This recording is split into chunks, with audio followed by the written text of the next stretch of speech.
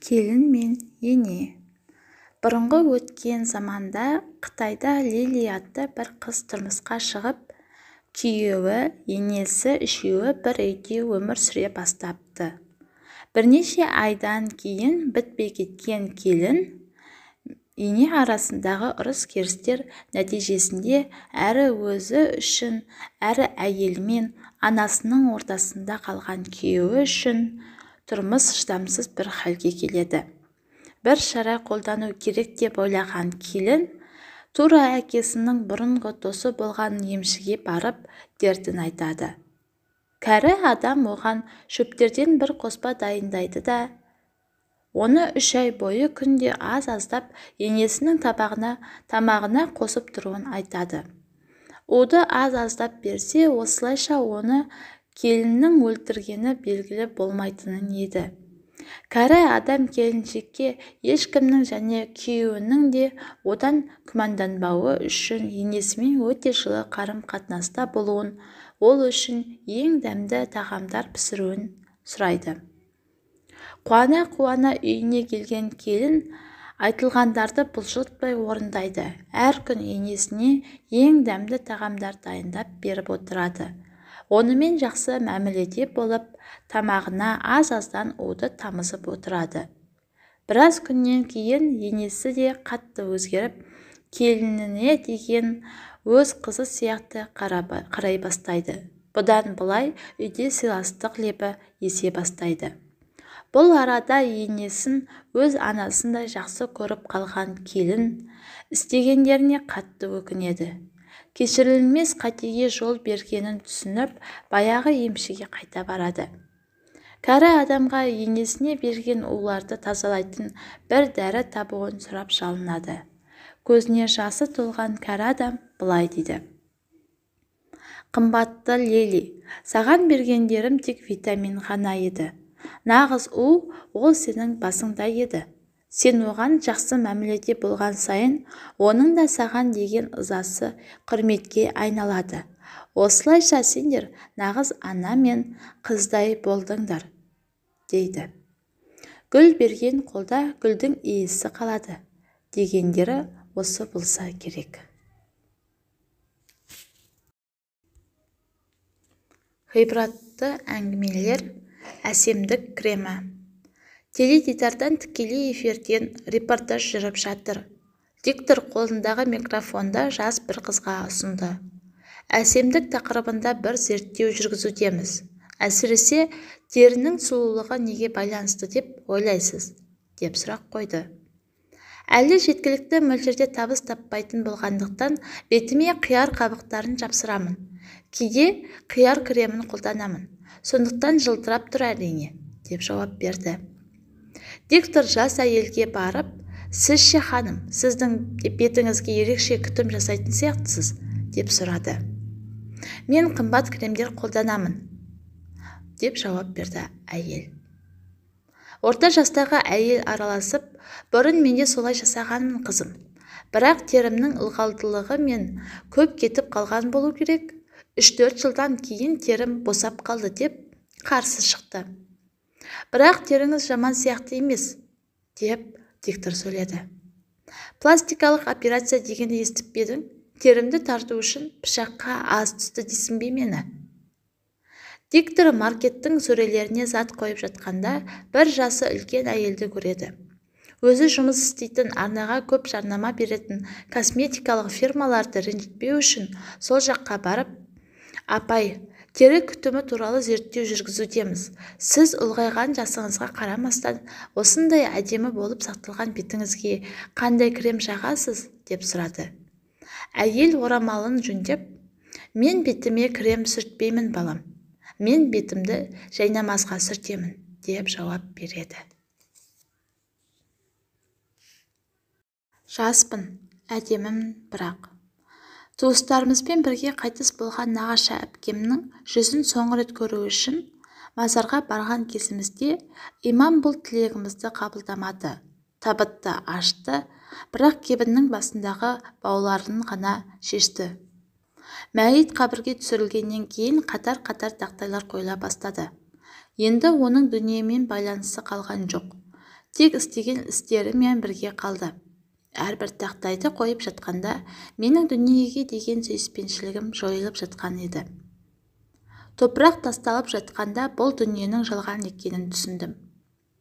Мазардың беті топырақпен үйілген кезде ол әйелдің өмір сүріп сүрмегендігі белгісіз болып қалған еді. Біраздан кейін біз ол жерден кеттік. Ол жалғыздан жалғыз қалды. Міне, сол кезде өз жағдайыма қарап, іштей қынжыла бастадым. Мен топырақтың астында жалғыз қаламын. Нағыз керек кезде қасымда ешкім болмайды. Олай болса дүниеде әркімнің сөзіне еріп, сопы деп мазақтамасын деп, неге ғибадаттарымды жасамауым керек? Үйге келген соң анамнан артық орамал бар ма? Деп сұрағанымда ол таң қалды. Оған жалғыз жерде есеп беруден қатты қорқамын, ана, дедім. Ол қатты қуанды. Ғибадат жасауды бастадым. Күйеуім де қуанды. Бірақ айналамдағы адамдар маған жассың, әдемісің, не болып кеттің? Өмір сүріп қаламайсың ба? Одан да жас кезіңді бағалап қал, дей бастады. Не десем де оларды сендіре алмадым. Сосын оларға былай дедім. Бұл жерде маған ақыл айтуларыңа болады. Егер мазарда мені жалғыз қалдырмайтындарыңа сөз берсеңдер, сендердің айтқандарыңды істейін, деп жауап қайтардым. Жақсылық пен жамандық. Жасы үлкен ата мен оның немересі үйдің алдында ырсылдап, алпарысып жатқан екі итке қарап отырыпты. Иттердің біреуі ақ, екіншісі қара. 12 жасар немере өзін білгелі осы иттер үнемі атасының үйі алдында алпарысып жататын. Атасы көзін алмай қарайтын ірі иттер еді бұлар. Немере, ата, иттеріңіз соншалықты үлкен, үйіңізді қорғауға біреуде жетер еді ғой, неге екеуін ұстайсыз? Ал түстері ше, неге біреуі ақ, екіншісі қара болуын қаладыңыз? Деп сұрады атасынан.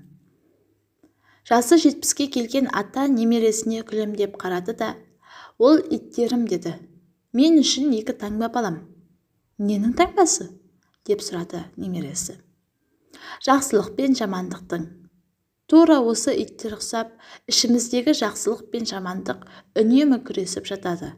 Иттерге қараған сайын соны ойлаймын. Сол үшін оларды қасымда ұстаймын. Кішкентай бала күрес болса, онда жеңген мен жеңілген деп білуі керек. Қалай ойлайсыз, осы күресті қайсысы жеңіп шығады екен? Атасы балаға күлімдеп қарап, қайсысы десің бе балам? Мен қайсысына көп тамақ берсем, сол жеңеді, деп атасы сөзін жалғастырды. Қазір біліп келемін. Бір күні бір жұмысшы бастығына келіп шағымданыпты. Біз екі жұмысшымыз, екеуміз де бірдей істейміз. Бірақ ана адамның айлығы менің айлығымнан 3 есе артық. Бұның себебі неде? Бұл әділетсіздік емес пе? Деген екен. Сонда бастығы, сен даладағы шығып жатқан дыбыстың естіп тұрсың ба? Иә, естіп тұрмын. Соны барып біліп келші, не болып жатыр екен дейді. Барып келген жұмысшы, құбыр жарылған екен, сондықтан жолды қазып жөндеп жатыр екен дейді. Қанша уақыт жөндейді екен? Қазір біліп келемін деп шығып кетеді. Барып сұрап келіп, 5 күнге созылады екен деп жауап береді. Жол ашық екен, машиналар жүріп жатыр ма? Деп сұрақ қояды. Қазір біліп келем деп қайта шығып кетеді. Жабық екен деп жауап қайтарады. Енді 5 күн бойы қай жақпен жүреді екенбіз? Қазір біліп келемін деп қайта барып келіп, келесі жатқан бір тараптық көшені уақытша 2 тараптық етіп ашыпты. Сол жақпен айналып жүре тұрады екенбіз дейді. Кейін екінші жұмысшысын шақыртып, одан да дәл солай сұрайды. Даладағы дыбысты естіп тұрсың ба? Біліп келші не болып жатқанын. Барып біліп келіп, құбыр жарылған екен, соны жөндеп жатыр. Жөндеуге шамамен 5 күн кетеді екен. Соған байланысты жол жабылып, уақытша келесі көшені 2 тарапты етіп ашқан. Сол жақпен жүруімізге тура келеді деп жауап береді. Бастығы бірінші жұмысшысына қарап, енді түсінікті болды ма? Себебі деп сөзін тәмамдаған екен.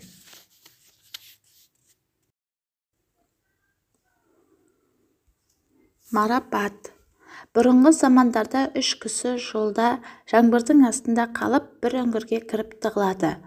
Сол сәтте үлкен бір тас құлап үңгірдің аузын жауып қалады.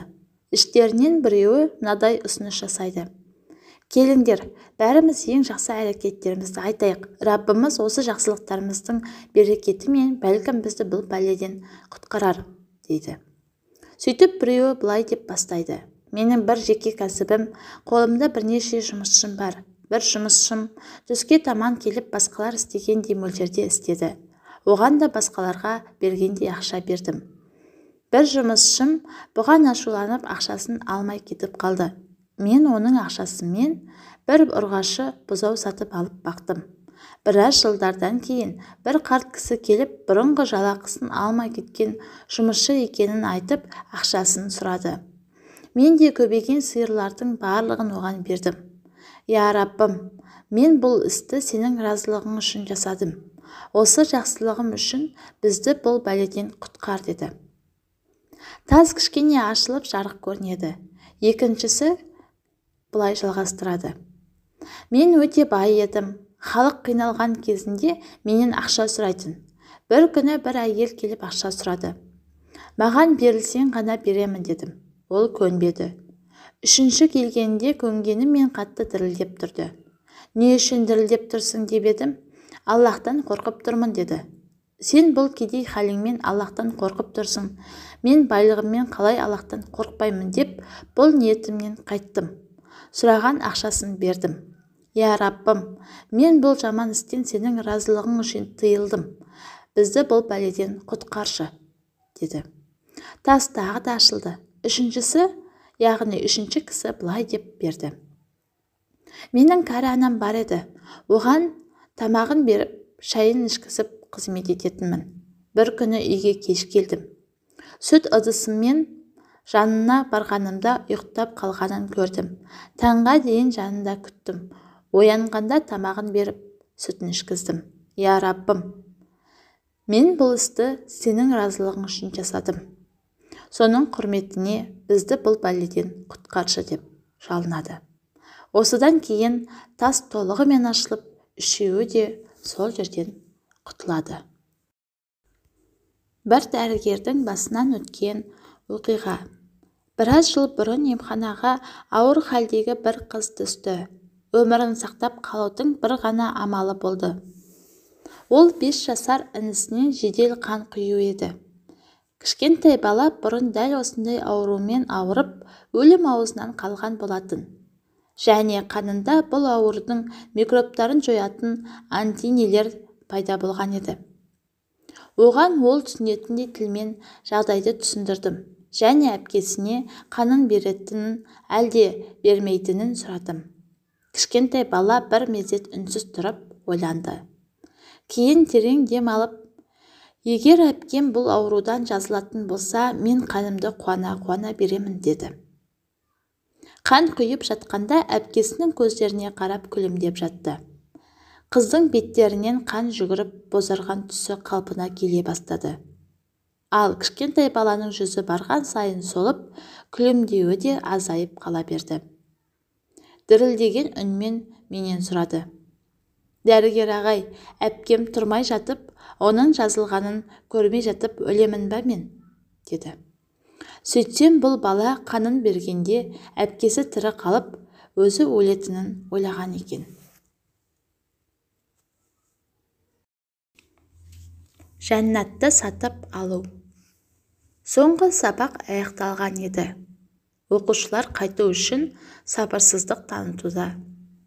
Дәптер кітаптарын сөмкелеріне салып қойған. Қоңырау шалынуымен сыртқа шығуға дайындалып отыр бәрі. Тек Әли ғана шығуға асықпады. Заттарын ақырын жинастырып жатты. Бір жағынан көз қиығымен мұғалімге қарап, бір жағынан достарының шығып кетуін күтіп тұрды. Мұғалімі оның бұл жағдайын байқап қойды. Тыныштық па, Әли? Сен үйге қайтпайсың ба? Сізбен сөйлесейін деген едім, ағай. Жарайды, Әли. Не айтайын деген едің? Деп сұрады. Досым Ахметтің жағдайлары жақсы емес көрінеді. Анасы сөмкесіне тамақтануға жақсы нәрселер салмай жүр. Оған көмектескім келеді ағай. Менің көмектескенімді білсе ренжиді.